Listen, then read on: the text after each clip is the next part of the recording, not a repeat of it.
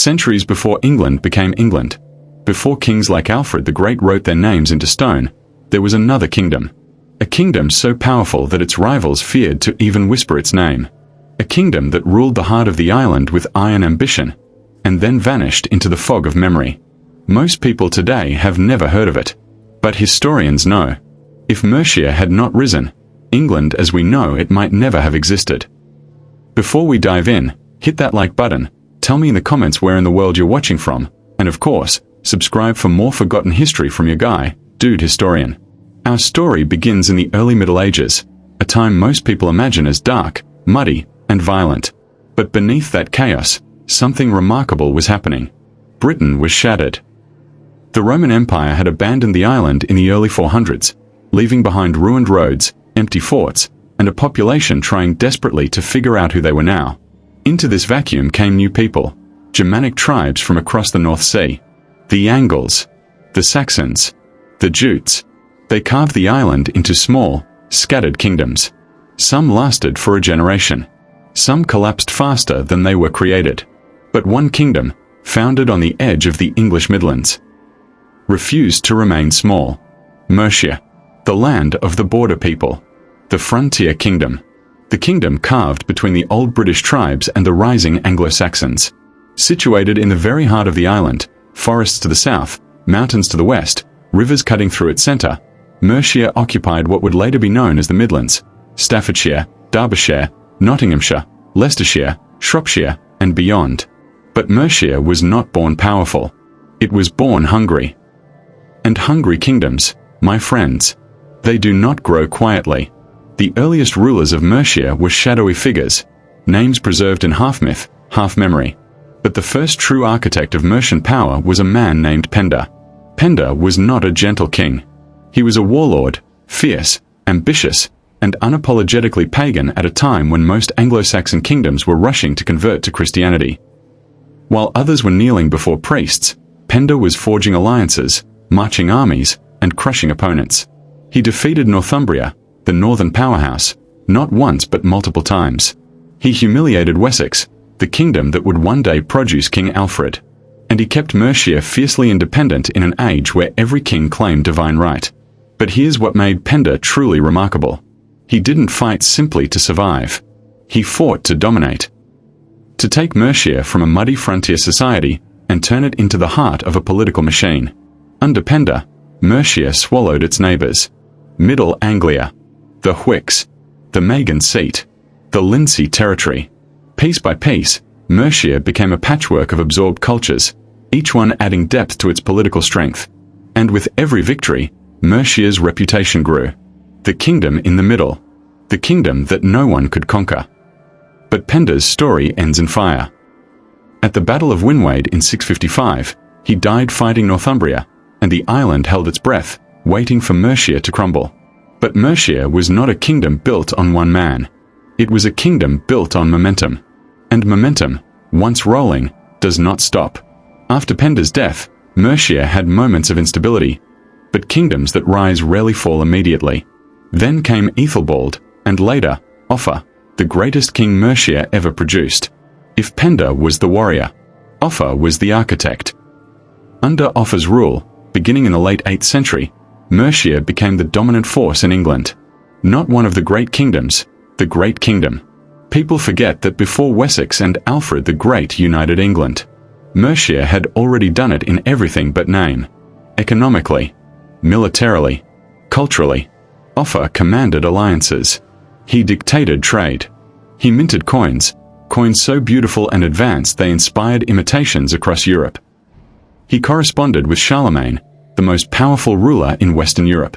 And then there was the most iconic Mercian monument of all, Offa's Dyke, a massive earthwork stretching roughly 150 miles along the Welsh border. A symbol of power, a declaration carved into the land. Here is Mercia. Here is our frontier. Cross it at your peril. Imagine building such a thing, without modern tools, without machines, using only manpower and determination. The sheer ambition of Mercia during this time cannot be overstated. But Mercia wasn't only about war and borders. It was the engine of early English culture. Monasteries flourished. Craftsmen created jewelry and metalwork still admired today. Laws were standardized. Trade routes linked Mercia to the continent. This was Mercia at its peak, the forgotten golden age of English history. But every golden age has its shadows. And Mercia's was no different. Power attracts enemies. And Mercia had many. To the north, Northumbria, proud and unpredictable. To the south, Wessex, ambitious, growing, waiting for its moment. And from across the sea, a new threat nobody could ignore. The Vikings. They struck monasteries first, but soon they realized something. Whoever controlled Mercia controlled the heart of the island. The rivers, the roads, the farmland, the wealth. Mercia stood directly in the path of the Viking conquest. And here begins the long, slow tightening of the vice. The pressure that would ultimately break the kingdom apart. But it didn't happen overnight. Mercia fought. Mercia survived. And Mercia adapted, even allying with Wessex at times to push the Danes back. Yet the question always lingered. How does a kingdom that once ruled the island vanish so completely from memory? That is the tragedy of Mercia. And that's where we are headed next. The fall of Mercia wasn't a single moment.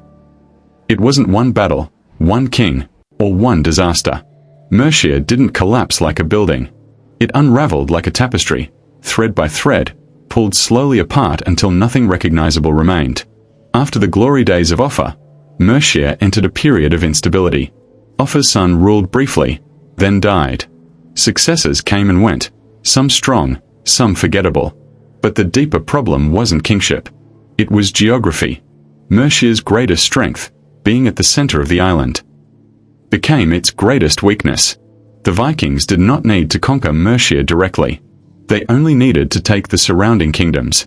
Once they controlled Northumbria, East Anglia, and parts of Wessex, Mercia became a fortress surrounded by fire. The Danelaw, Viking-controlled territory, pressed in from the northeast. Wessex, under Alfred the Great and later his successors, pushed upward from the south. And Mercia, trapped in the middle, learned that a kingdom surrounded is a kingdom squeezed. Here's the part that surprises most people. Mercia didn't fall because it was weak. It fell because everyone else became stronger. The Vikings introduced new styles of warfare, new tactics, new political structures. Wessex, in response to Viking pressure, reformed itself into a sleek, organized military state. Burhs, fortified towns, sprang up across the south. While Wessex adapted, Mercia fractured. By the late 800s, Mercia was no longer ruled by strong pagan warlords or visionary kings like Offa. It was governed by a man named Ceolwulf II, whom the Anglo-Saxon Chronicle insultingly described as a foolish king's then. Was that propaganda? Probably. But perception matters. And Mercia's reputation was slipping. Then comes one of the most fascinating political moves in early medieval England. The merging of Mercia and Wessex. Not through conquest. Not through a dramatic battle. But through marriage, alliances, and necessity. Lady Æthelflæd, daughter of Alfred the Great, married Æthelred, the Lord of Mercia. Together, they led the kingdom in a hybrid form.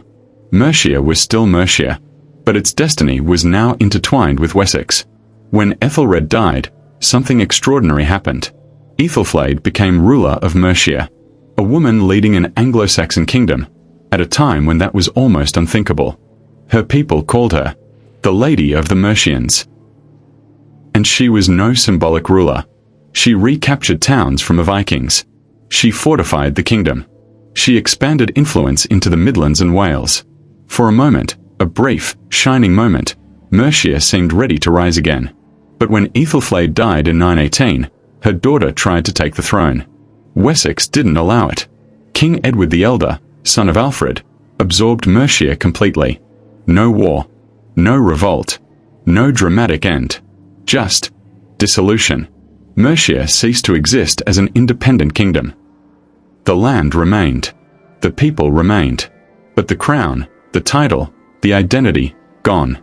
And in the centuries that followed, Mercia faded into the background of English history, overshadowed by the new powerhouse. Wessex, the kingdom that would become England.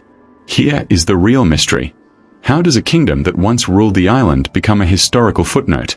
How does Mercia, the dominant English kingdom for nearly 200 years, become the forgotten one? There are several reasons. 1. Wessex controlled the narrative. The written history of early England comes largely from sources connected to Wessex. Winners write history. And Wessex wanted to craft a story where it was the natural leader of the English people. Mercia. To them, it was a stepping stone. 2. Its capital moved and shifted. Unlike Wessex, which eventually centralized around Winchester, Mercia had multiple power centers.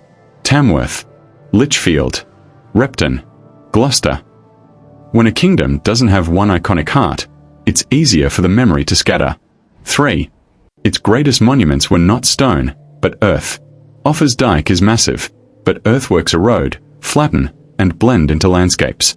Whereas Wessex had stone churches, cathedrals, and towns that stood the test of time. 4. Its identity blended into the English identity. When England unified, much of its culture, its politics, its structure, actually came from Mercia. But those elements became English, not Mercian. The kingdom didn't just fall. It dissolved into England's bloodstream. And maybe that's why people forget Mercia.